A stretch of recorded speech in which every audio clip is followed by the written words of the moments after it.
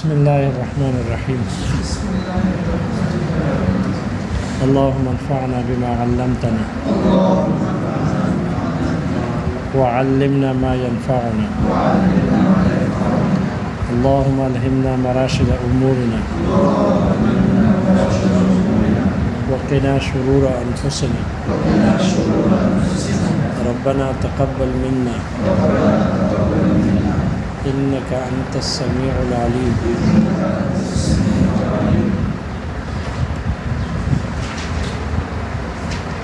عزیمت کی چوتھی قسم النفل، نفل ہے۔ نفل لغت میں کہتے ہیں زیادتی کو، چاہے وہ زیادتی اعیان پر ہو یا جواہر پر ہو، اعراض پر ہو، جو بھی زیادتی ہے، اعیان میں ہو یا اعراض میں ہو، عبادت میں ہو یا غیر عبادت میں ہو، مطلقاً جو زیادتی ہوتی ہے اس کو کہتے ہیں نفل۔ یہی وجہ ہے مال غنیمت کو بھی نفل کہا جاتا ہے، اس لیے کہ وہ بھی جہاد سے ایک زائد چیز ہوتی ہے۔ جہاد میں مقصود اعلاء کلمت اللہ ہے، مال غنیمت مقصود نہیں ہے، لیکن جہاد کی صورت میں مال غنیمت بھی حاصل ہو جاتی ہے، اس لیے مال غنیمت کو بھی کیا کہتے ہیں؟ نفل کہتے ہیں، اس لیے کہ وہ جہاد کے مقصود یعنی اعلاء کلمت اللہ سے ایک زائد چیز ہوتی ہے۔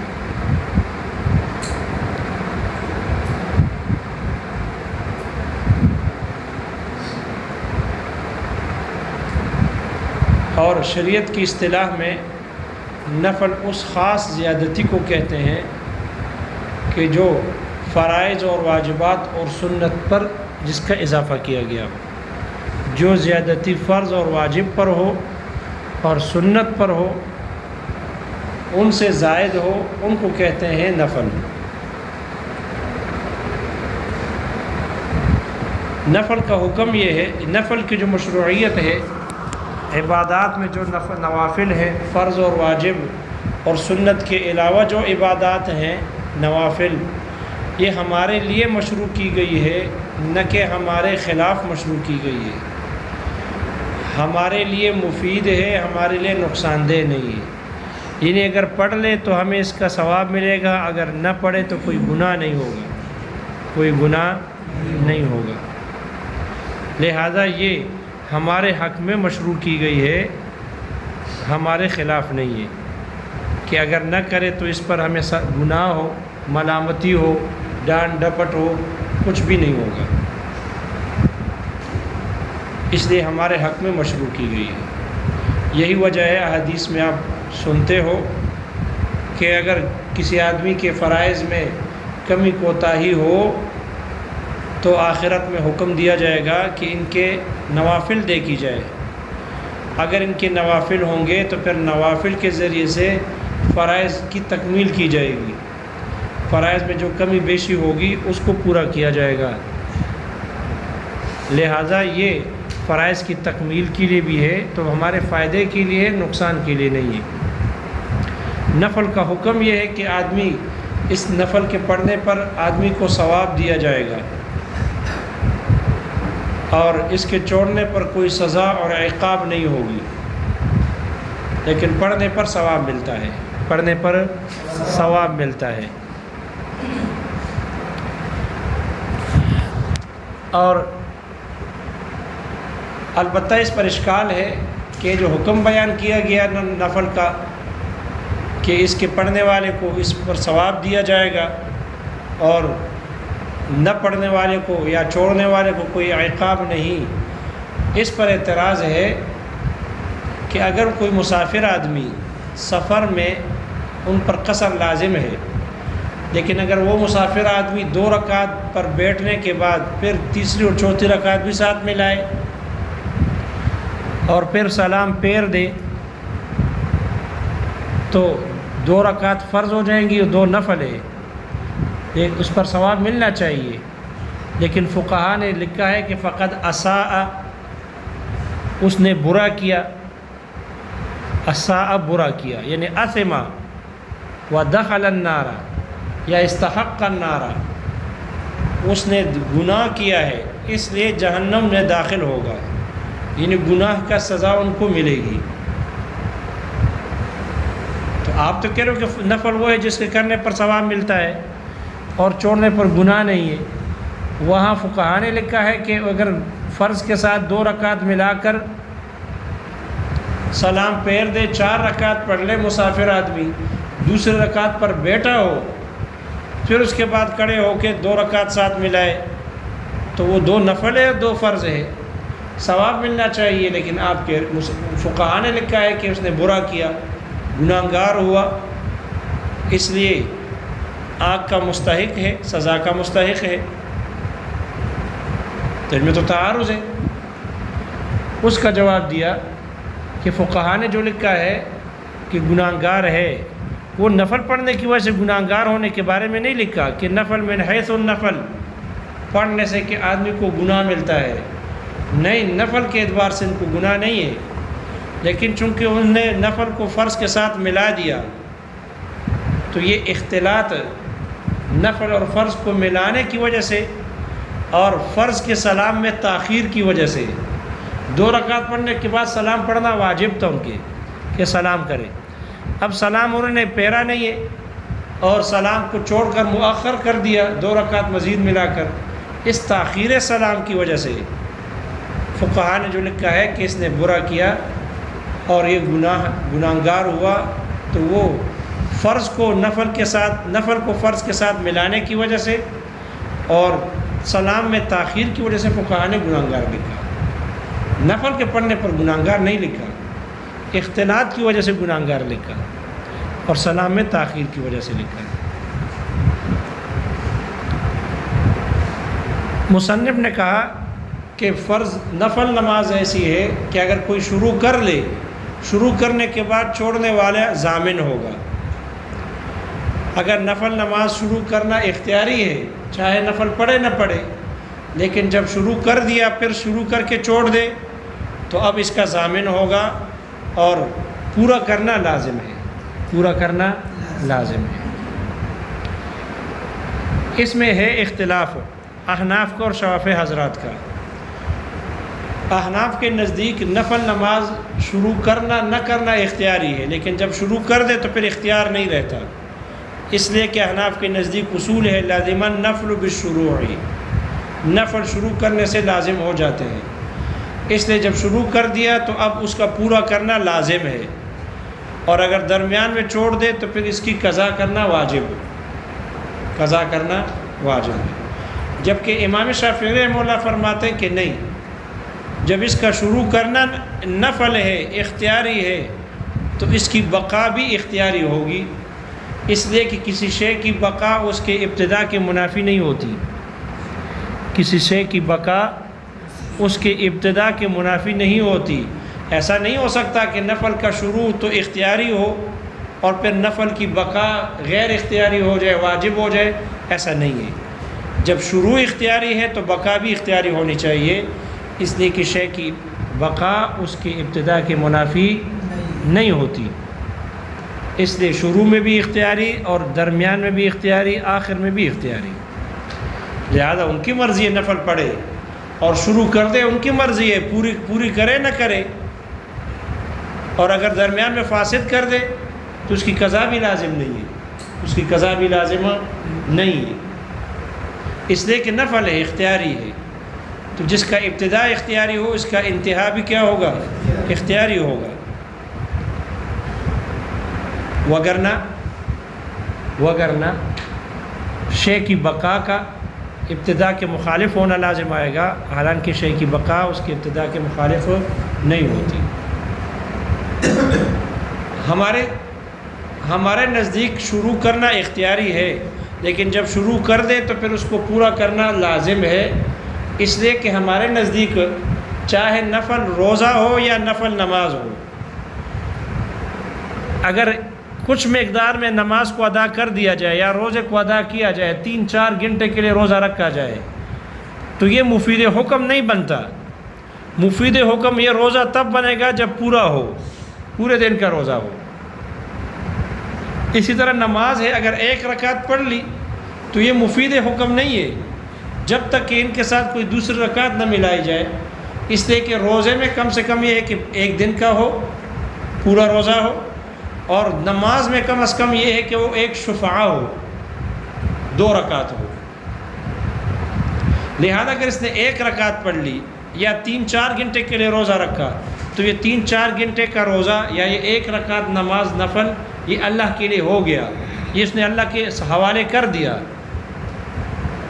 لیکن یہ مفید حکم تب بنے گا جب اس کے ساتھ ایک رکعت اور ملایا جائے، شفع کاملہ ہو، یا اس روزے کے ساتھ مزید اوقات ملا کر ایک دن پورا کر لیا جائے، تب مفید حکم ہوگا۔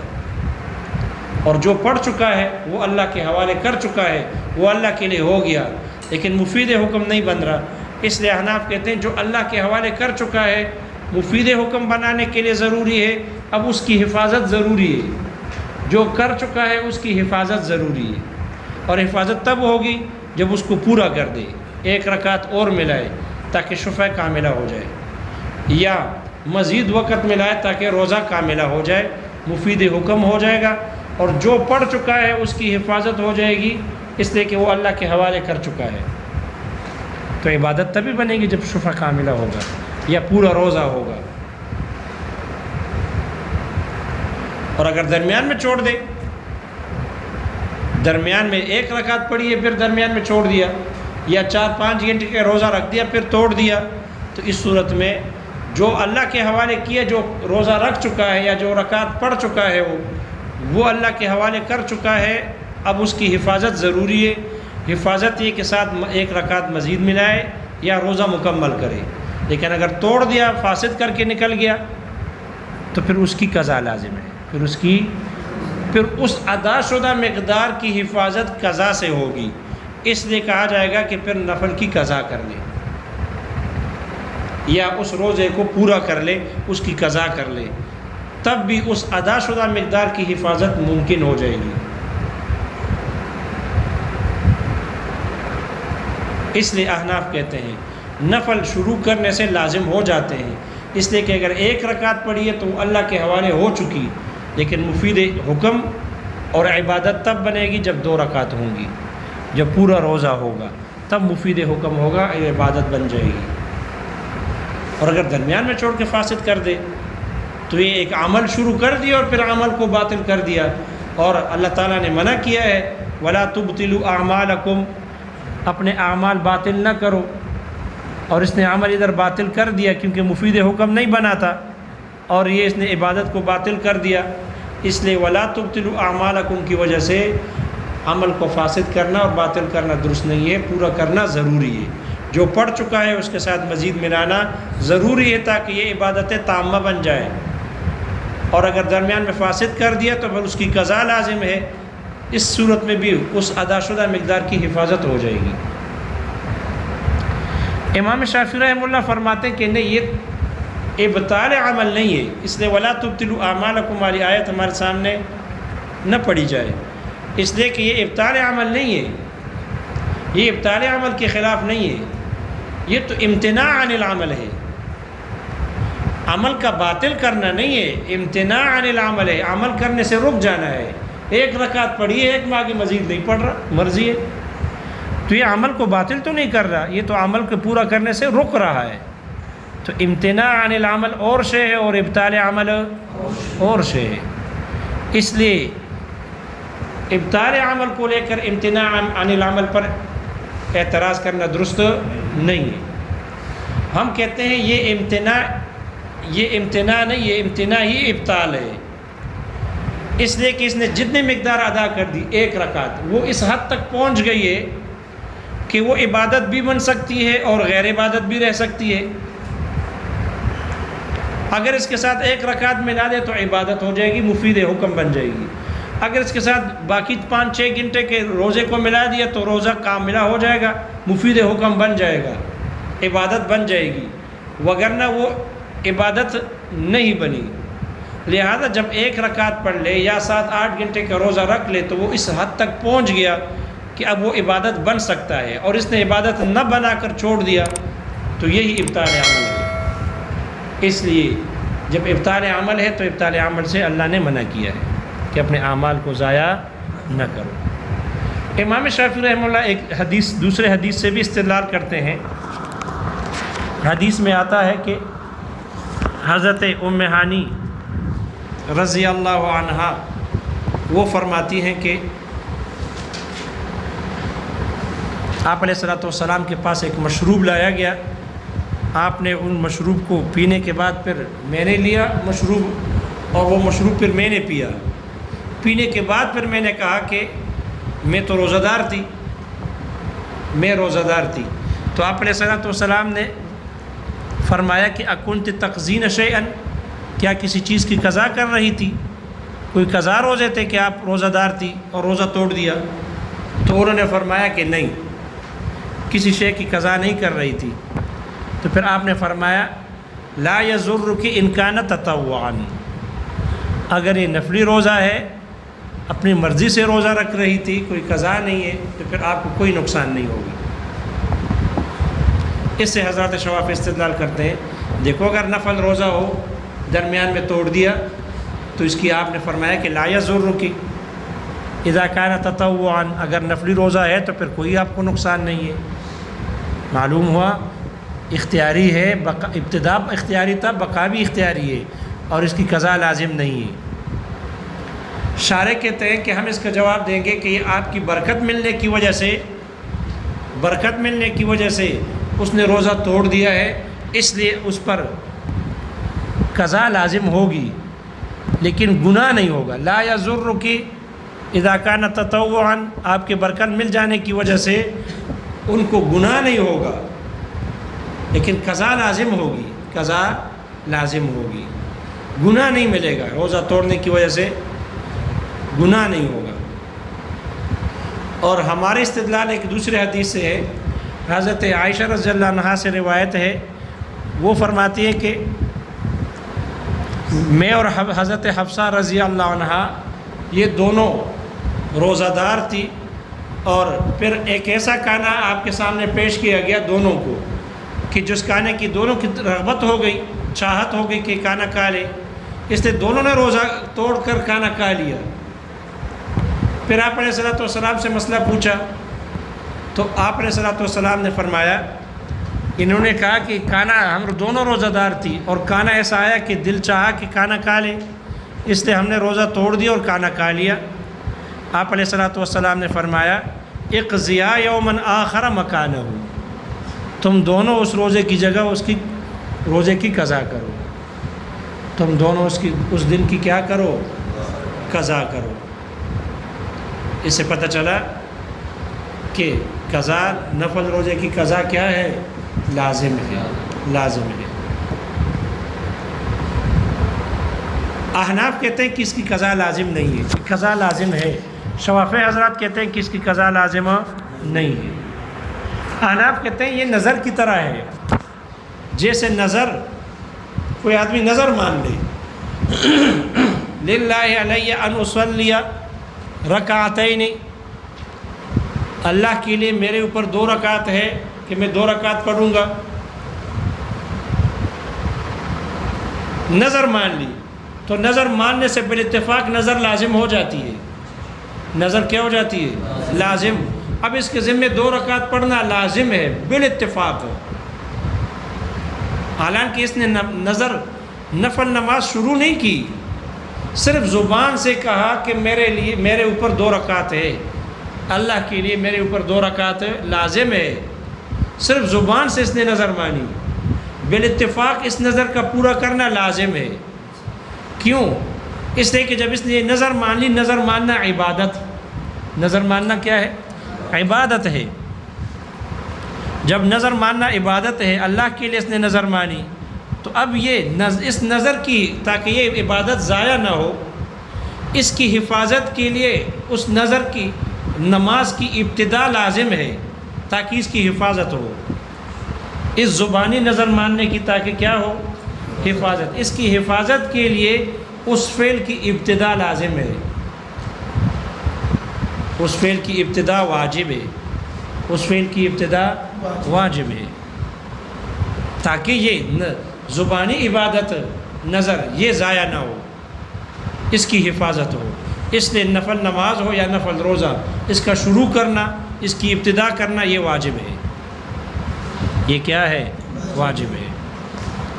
احناف کہتے ہیں دیکھو زبانی طور پر نظر مانی ہے، عملاً شروع نہیں کیا، صرف ذکر میں کہا کہ میرے اوپر نظر 2 رکعت پڑھنا لازم ہے، اور اس کی حفاظت کے لیے آپ نے ابتدائی فعل کو واجب کیا.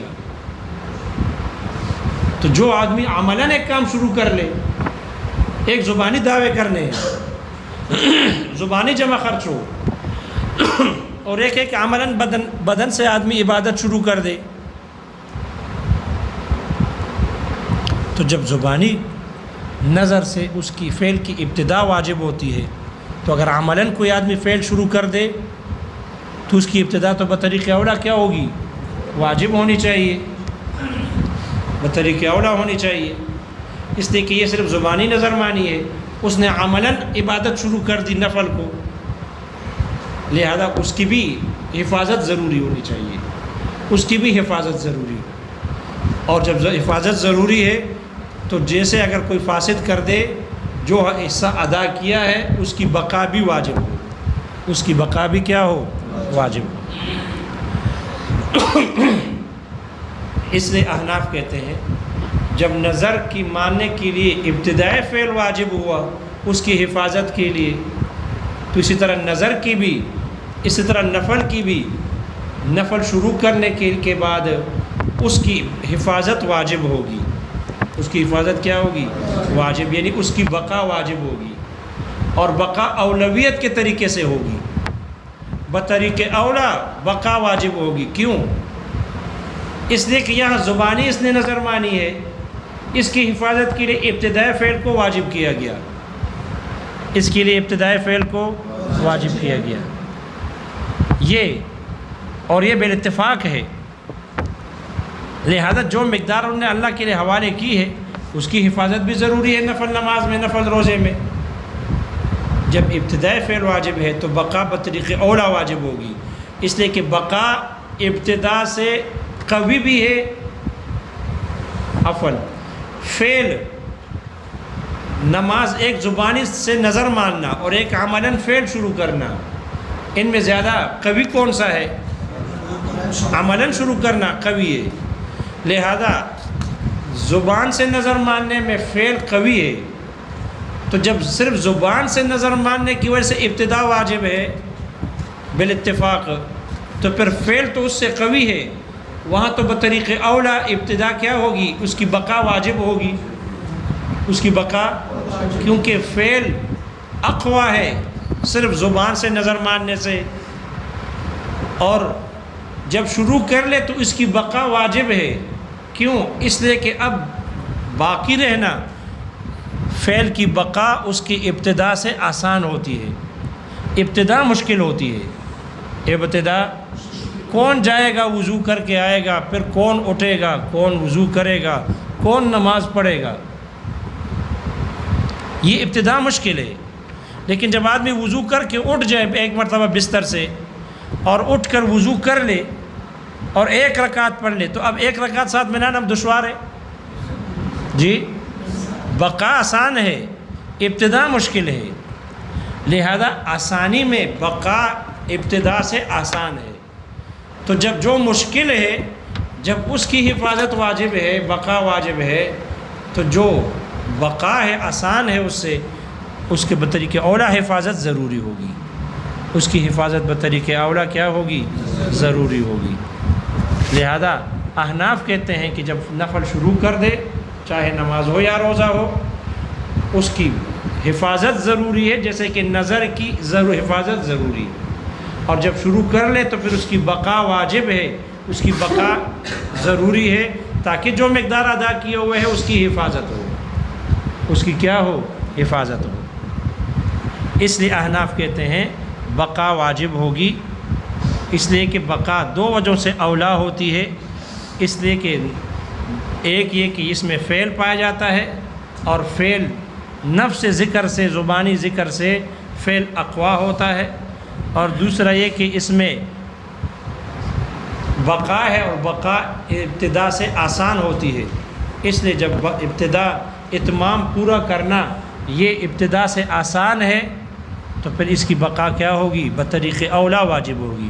جب ابتدا کو واجب کیا ہے نظر کی حفاظت کے لیے تو بقا بطریق اولا واجب ہونی چاہیے، بقا بطریق اولا واجب ہونا چاہیے۔ پتہ نہیں یہ نفل سمجھ میں آ گیا؟ تو نفل کس کی طرح ہے؟ نظر کی طرح، نظر کی طرح، اور نظر کی حفاظت بالاتفاق اس نفل کی، اس جو نظر